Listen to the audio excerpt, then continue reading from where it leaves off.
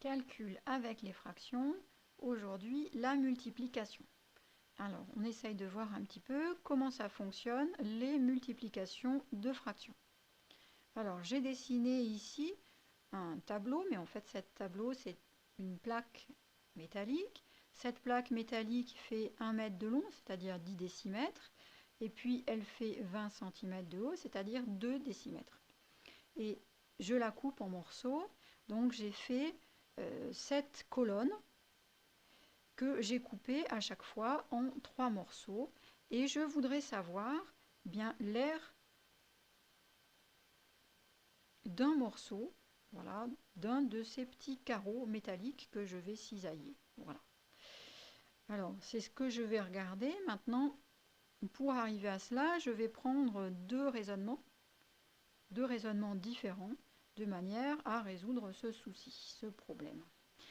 Alors, si je regarde la fraction 17e, qu'est-ce qu'elle représente par rapport à ma grande plaque métallique? Eh bien, la longueur de 10 décimètres a été coupée en 7 parties égales. 1, 2, 3, 4, 5, 6, 7 parties égales. Et donc, cette dimension ici, finalement, c'est la longueur ici de ma petite plaque. C'est la longueur du morceau.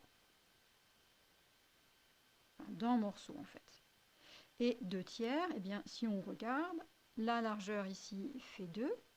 Si je la coupe en 3 parts égales, eh bien, chaque morceau représente 2 tiers de centimètre en fait. Mesure 2 tiers de, non pas de centimètre, mais 2 tiers de décimètre. Donc, 2 tiers de décimètre représente en fait la largeur d'un morceau.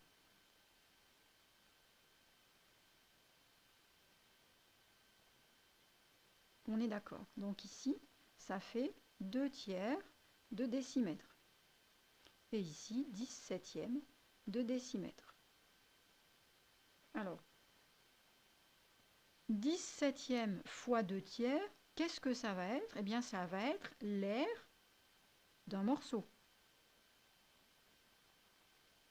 Puisque les morceaux sont des rectangles et que tout le monde sait maintenant calculer l'aire d'un rectangle, on fait longueur fois largeur, c'est-à-dire nombre de carreaux d'unités d'aire dans la longueur fois nombre d'étages, nombre de lignes. C'est exactement comme ici. Donc ici, on a bien cette opération-là à faire pour trouver l'aire d'un morceau. Maintenant, je pourrais prendre les choses différemment. Et regarder 10 fois 2, qu'est-ce que c'est? Qu'est-ce que c'est toujours par rapport à ma plaque? 10 fois 2, bon, 10, c'est la longueur de la plaque, hein, c'est tout ça. 2, c'est la largeur. Eh bien, 10 fois 2 décimètres, 10 décimètres fois 2 décimètres, ça va être l'aire de la grande plaque.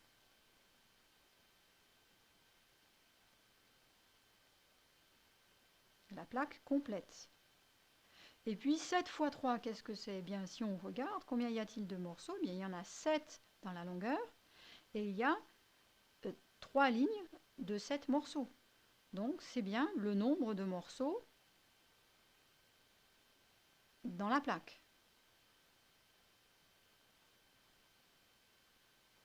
Du coup, si je regarde l'aire de la plaque divisé par 7 fois 3, bien, l'aire de la plaque divisé par le nombre de morceaux, ça va bien me donner l'aire d'un morceau. Donc là encore, c'est l'aire d'un morceau. Donc voilà, j'ai exprimé de deux façons différentes le calcul de l'aire d'un morceau, soit en calculant directement les dimensions du petit morceau et je les multiplie ensemble pour avoir l'aire, soit en calculant l'aire de la grande plaque et je divise par le nombre de morceaux pour avoir l'aire d'un morceau.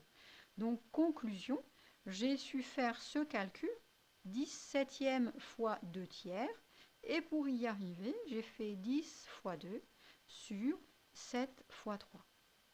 La règle de calcul à retenir pour les multiplications de fractions, eh bien c'est celle-ci. Si je multiplie ensemble deux fractions, eh bien pour avoir le résultat, je multiplie ensemble les numérateurs et ensemble les dénominateurs. Voilà la règle de calcul avec les fractions. Les multiplications, c'est plus simple finalement qu'avec les additions-soustractions. Et nous avons trouvé comment il faut faire. Maintenant, il n'y a plus qu'à appliquer cette formule dans tous les calculs que l'on trouvera. Pas de problème de simplification ou de mise au même dénominateur dans les multiplications. C'est tout simple. Je multiplie en haut ce qui est en haut, en bas ce qui est en bas. Je multiplie les numérateurs, je multiplie les dénominateurs. Voilà, je vous l'aurais répété 3 fois. C'est bon, maintenant vous savez déjà votre leçon, vous êtes prêts pour les exercices. Alors allez-y et bon courage. Rédigez bien.